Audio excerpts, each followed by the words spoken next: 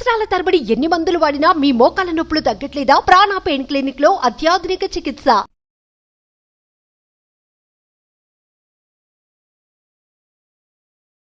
నమస్తే రమగారు. నమస్తే జయ. రమగారు, మంచి స్టోరీ చెప్పండి. పూర్వం ఒక పల్లెటూరులో ఒక నదీ తీరంలో ఉన్న ఒక ఊరిలో గ్రామ పెద్దకు ఒక కుమారుడు కలిగేట. వాడి పేరు లలితుడు అని పెట్టారు. లలితుడు. ఓకే. ఎంత తెలివైన వాడో వాడు. సాధారణమైన తెలివి, పిల్లడు ముద్దుగా ఉండేవాడు. భలే బ్రైట్గా. కొంతమంది పిల్లలు అట్లా ఉంటారు కదా, ఊళ్ళో అందరినీ మైమరిపింపజేసేవాడు వాడు. గ్రామ పెద్ద గారు అబ్బాయి చిన్నింటి వాడు కాదనుకునేవాళ్ళు. సడన్గా వాడు 7 ఏళ్ల బర్త్డే అయ్యేసరికి మాయమైపోయాడు పిల్లాడు. ఎవరో ఎత్తుకుపోయారు.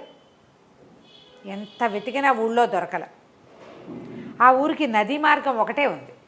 ఎత్తుకుపోతే ఎలా ఎత్తుకుపోతారు? ఆ రోజుల్లో ఎవరో కొత్త వాళ్ళు బయట నుంచి వచ్చి తీసుకుపోవడం అంత సులువు కాదు. అవును. ఆ నది ఆటాలి. పైగా దానికి ఈ నదికి అవతల ఒక పెద్ద కొండ ఉంది. కొండ మీద నుంచి ఎవరైనా వచ్చి ఎత్తుకెళ్ళచ్చు, కానీ అది రాకాసి కొండ అని చెప్పుకునేవాడు.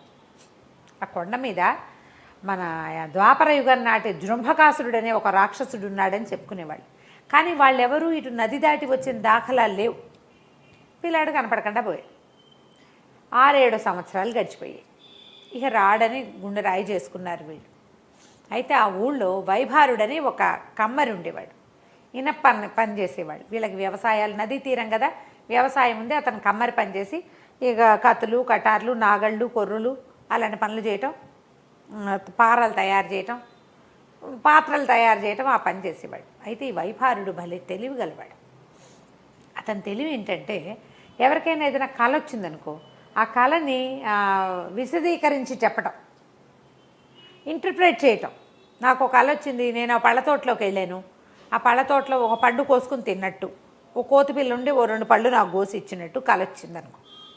ఈ కళకు అర్థం ఏం చెప్తాం? వైభారుడు చెప్పేవాడు.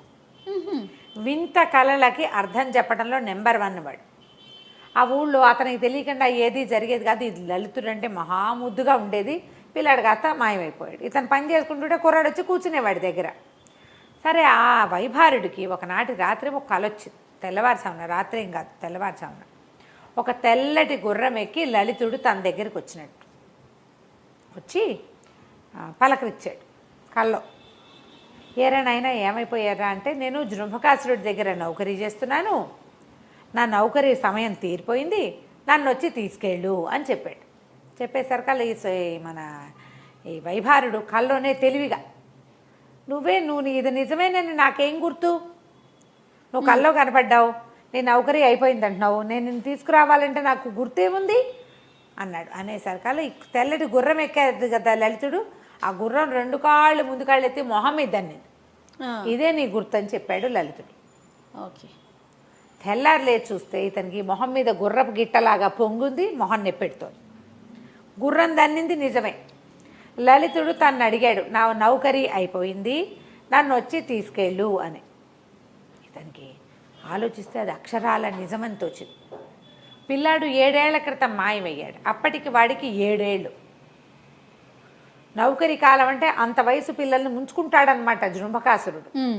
పోనీ వెళ్ళి తెచ్చుకోవాలి. ఏటా ఊళ్ళో ఎవరికి చెప్పల.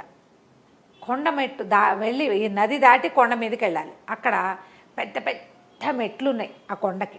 ఆ మెట్లు ఏంటంటే మామూలు మనుషులు ఎక్కేవి కాదు.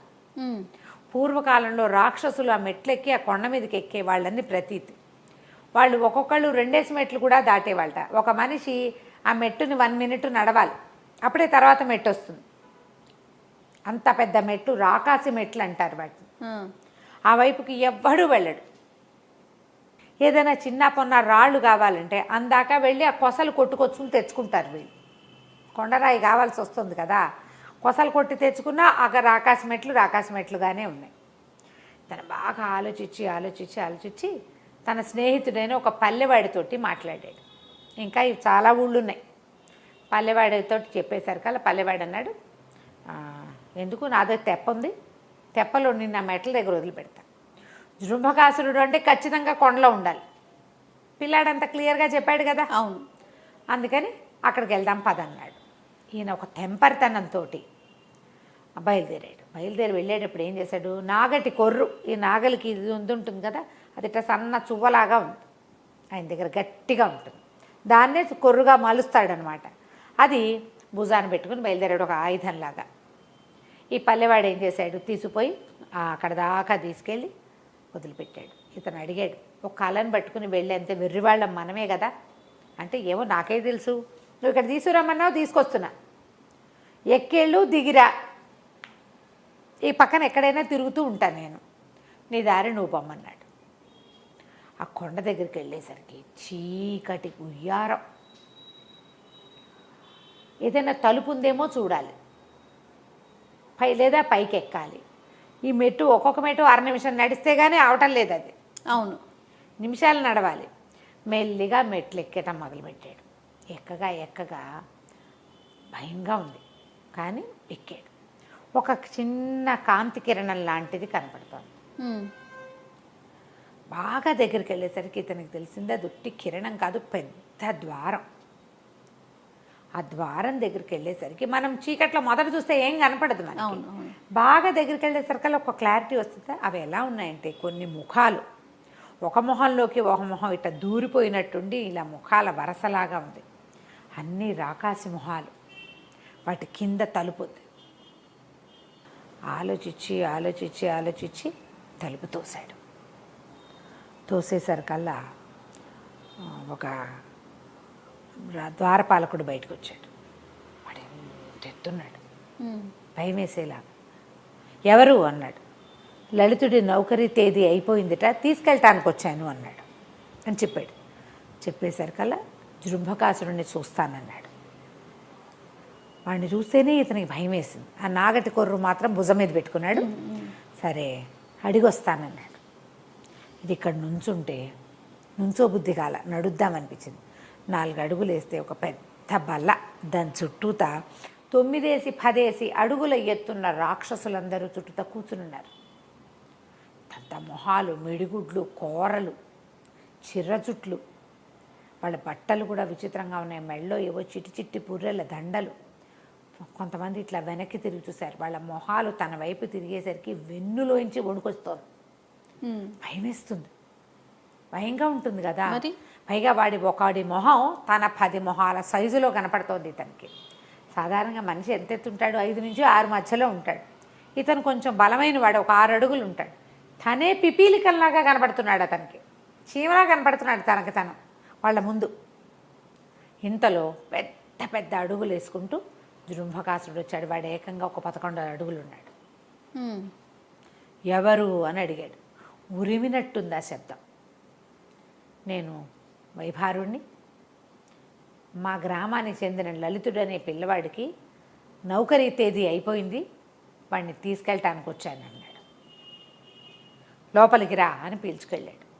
లోపలికి వెళ్ళాడు ఇతను. ఇంతమంది గుంపు కూర్చున్నారుగా రాక్షసులు, ఇలా పక్క నుంచి నడుచుకుంటూ లోపలికి తీసుకెళ్ళారు. పెద్ద గుహాంతర్భాగం, ఎంత పెద్దదో అది.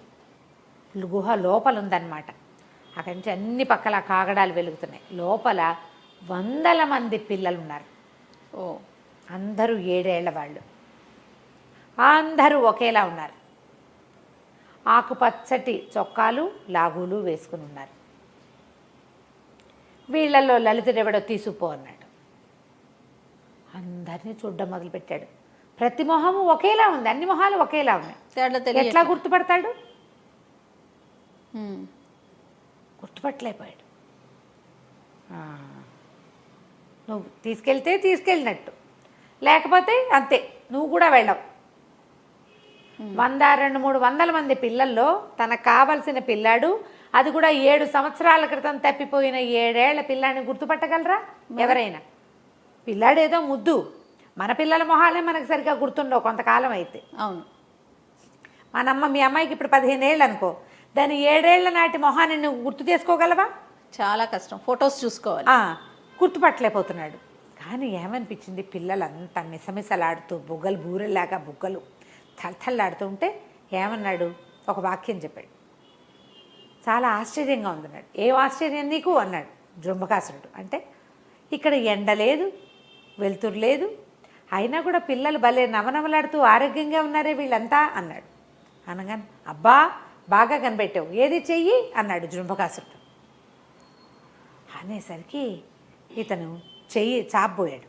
జృంభకాసురుడు ఇట్లా చెయ్యి చాపితే పెద్ద తాడి చెట్టు మొదలంత చెయ్యి, దానికి రోకళ్ళంత వేళ్ళు. అసహ్యం పుట్టింది వీడికి, వైభారుడికి. ఏం చేశాడు, తను చెయ్యి ఇవ్వకుండా భుజం మీద నాగటి కొర్రు పెట్టుకున్నాడు కాదు, అది ఇట్లా అందించాడు. అందించంగానే అతను ఇట్లా పట్టుకుని దాన్ని ఇట్లా లాగి చేతికి చుట్టేసుకున్నాడు. అంటే చెయ్యిస్తే ఏమయ్యేది, అంతే సంగతి. అక్కడున్న పిల్లలంతా పక్క పక్క పక్క పక్క పక్క నవ్వారు. 300 మంది పిల్లలు నవ్వితే ఎలా ఉంటుంది. కానీ ఇతను ఆ పిల్లలందరికేసి చూస్తున్నాడు, వెర్రెత్తినట్టు నవ్వుతున్నారు అందరూ. వాళ్ళల్లో నవ్వులేని మొహం ఒకటి కనపడింది వాడికి. పిల్లలందరూ నవ్వుతున్నారు. పరిగెత్తుకుంటూ వెళ్ళి ఆ నవ్వకుండా ఉన్న పిల్లాన్ని ఎత్తేసుకున్నాడు ఈ వైభారుడు. వీడే లలితుడు అన్నాడు.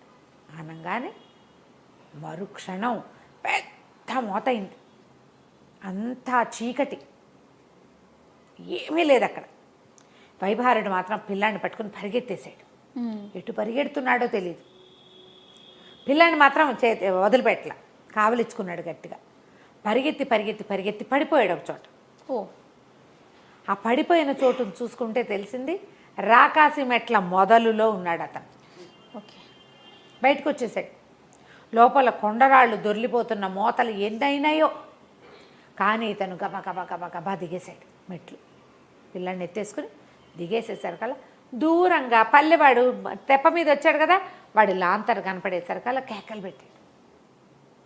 పల్లెవాడు పరిగెత్తుకుంటూ తోసుకుంటూ వచ్చేసాడు తెప్పని. ఈ కేక వినంగానే పిల్లాడు వచ్చాడని పల్లెవాడు అనుకోవాలి. దగ్గరికి వచ్చాక లైట్ వెలుతురులో వాడికి కనపడ్డాడు. 7 ఏళ్ల పిల్లాడు ఉన్నాడు.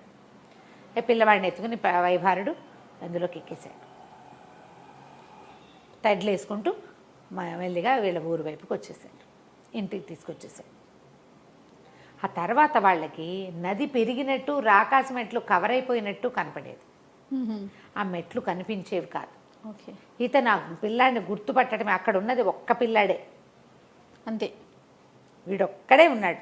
మిగిలిన వాళ్ళంతా మాయ చేత చేయబడ్డవాళ్ళు.